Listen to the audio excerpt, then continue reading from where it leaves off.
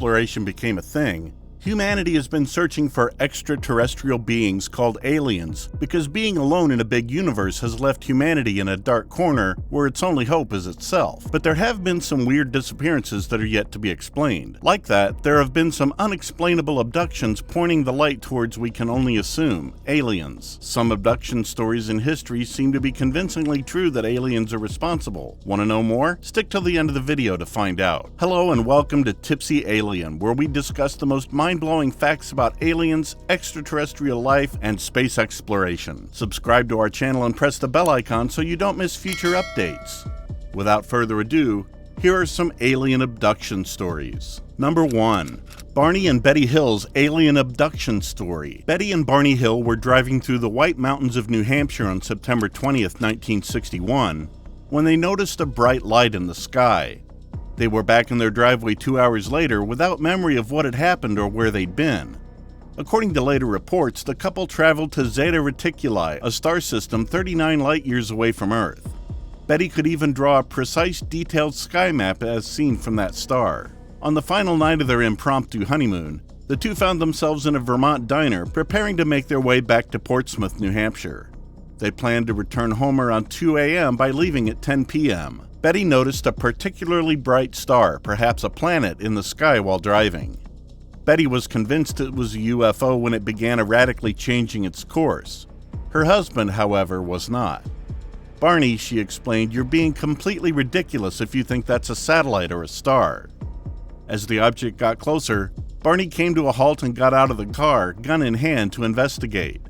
As he approached the object, Barney noticed what he later described as a pancake-like disc glowing with brilliant white light the size of a jet. Number 2. The 1969 Berkshire's UFO incident. When numerous Berkshire County, Massachusetts residents reported seeing a UFO on September 1st, 1969, authorities were stumped for an explanation. This was not a lone sighting caused by sleep deprivation that could be dismissed. It appeared as if something strange had occurred. Residents in the southern Berkshires noticed lights above Sheffield on the evening in question. Many witnesses claimed that the lights were attached to an unidentified disc-shaped craft that was maneuvering in unusual ways. Some witnesses claimed they lost track of time as they stared in awe at the object. At the time, Thomas Reed was 9 years old. That night, while driving with his mother, brother, and grandmother, the family noticed a swarm of glowing orbs darting out of the roadside trees. Reed claims that something extraordinary occurred as his family approached Sheffield Bridge on their way home. The glowing orbs came to a stop off the right side of the road, he recalled. Everything became very calm. It felt like we were in the eye of a hurricane. There was a barometric pressure change. It was as if there was no sound.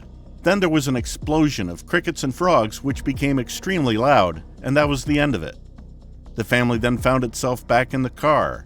However, they had mysteriously lost 2 hours of memory. Number 3.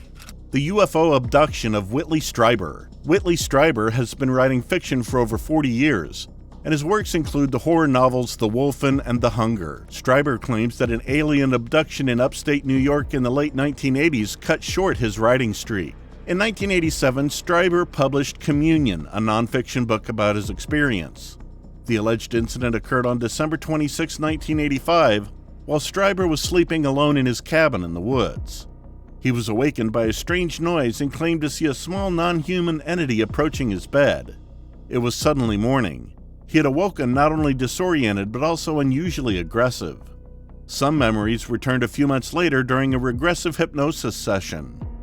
Beings he has since referred to as visitors entered his home and abducted him, according to Strieber. Number 4. The Pascagoula alien story. Calvin Parker and Charles Hickson went fishing on the banks of Mississippi's Pascagoula River on October 11, 1973. When Parker first saw blue lights reflected in the water, he assumed the police had arrived to tell the two to leave. There was a big light coming out of the clouds, Parker recalled. The light was blinding. With the lights so bright it was difficult to tell, but it appeared to be shaped like a football.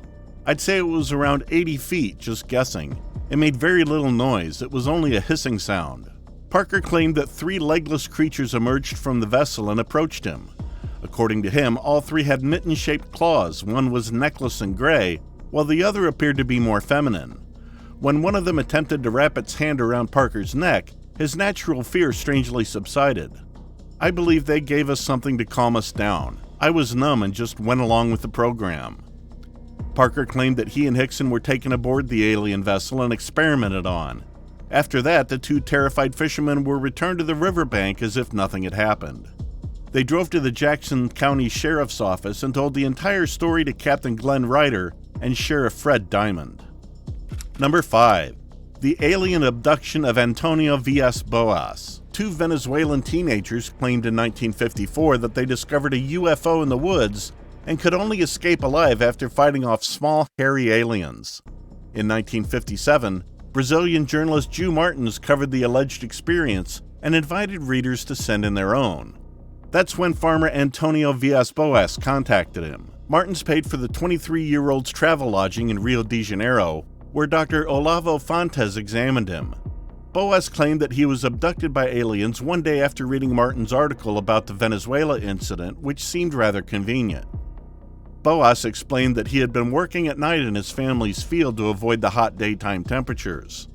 On October 16, 1957, he claimed to have seen a red star above the fields near São Francisco de Sales.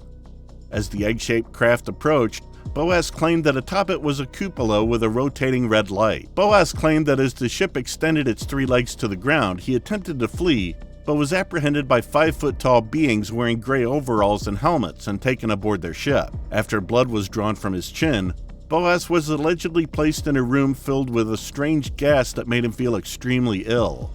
A naked and attractive female soon entered the room. Boas claimed the woman had long, blonde, and red pubic hair and that the two soon had sex. Following that, the woman motioned to her stomach and then upwards, which Boas later interpreted to mean that she would raise their child in space. Boas claimed he was enraged because the beings treated him like a good stallion. He was then led off the ship and watched it ascend into the heavens. It had been 4 hours since his kidnapping. Number 6. The UFO abduction of pilot Frederick Valentik. Frederick Valentik, an Australian pilot, vanished into thin air on October 21, 1978. The bizarre incident occurred during a 125 nautical mile training flight aboard his Cessna 182L over the Bass Strait between Tasmania and the Australian mainland.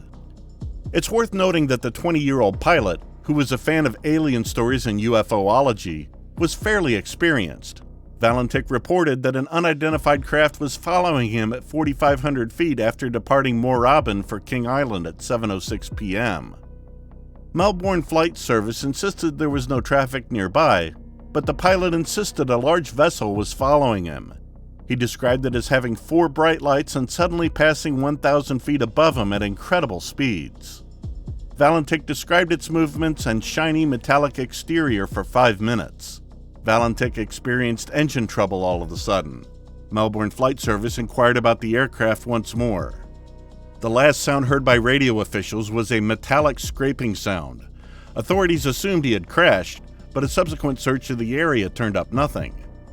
A UFO action group in Victoria claimed that an unidentified farmer saw a UFO nearly 90 feet long hovering above his farm the morning after Valentik vanished. More importantly, according to the farmer, the pilot's plane was stuck to the UFO and was leaking oil.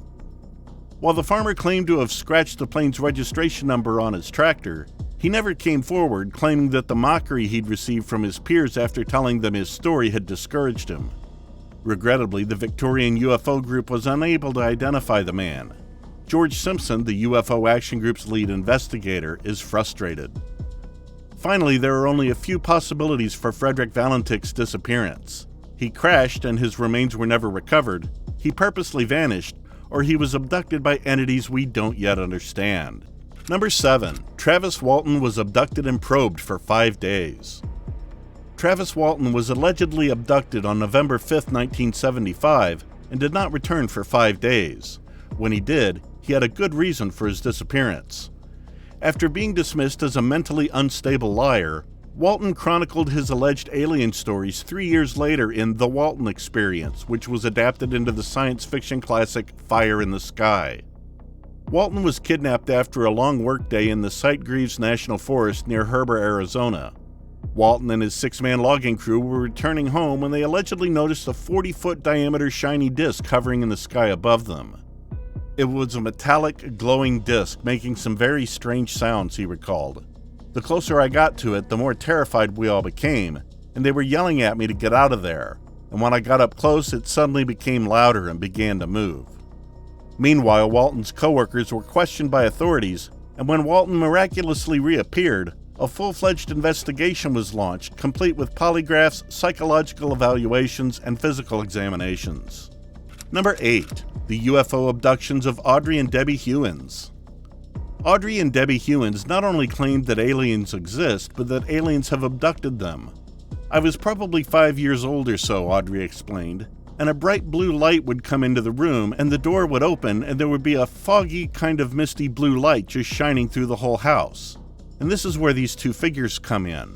Though Audrey claimed her first alien abduction occurred when she was a child, she claimed these visits continued well into adulthood. "We've worked together on abductions," Audrey explained. "We went up in crafts and saw a house from above. As a result, we realized they were not from here. They are exceptionally skilled at mind erasing, or whatever you want to call it. They'll leave you with snippets of information you can recall. I remember one time being on a spaceship and standing there on the spaceship, and the floor and the walls vanished," Debbie continued. "I was looking at the Earth. Though the twins refer to these entities as the bald men, what they've simply described to those who will listen closely resembles what UFOologists have dubbed alien greys, or simply greys. The twins claimed they begged their parents not to put them to bed for fear of encountering the bald men, but the adults dismissed these alien stories as a ruse to keep them awake longer." Audrey claimed that after a non-human entity saved her from drowning in the ocean, she was inspired to dedicate her life to openly discussing her alien abduction experiences. Number 9. The alien story of Marine veteran Terrell Copeland. Terrell Copeland, a former United States Marine, is not easily dismissed as an untrustworthy observer, so his alien stories may be more difficult to shake. Copeland claimed that his first encounter with aliens occurred in 2007 when he captured footage of what he thought was a UFO from his apartment in Suffolk, Virginia on his cell phone. "It was a light orb," he explained. "It was just a big ball of light. It wasn't moving at all.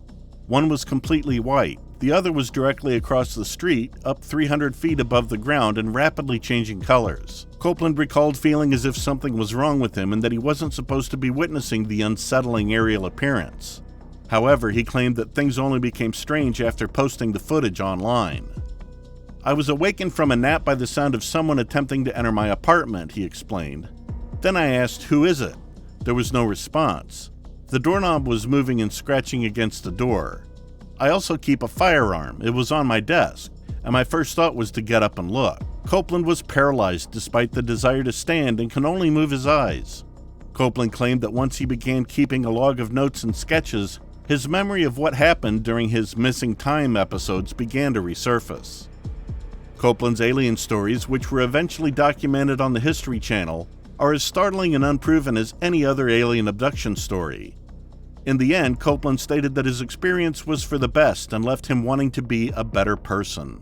With all these abduction stories, it's difficult to say whether these were alien abductions or complete stories, but the details might hint at something. What do you think about these stories? Do you believe them? Let us know in the comments section below. That's all for today. If you found this video interesting, give us a thumbs up and don't forget to share the video with your friends and family. Thank you for watching.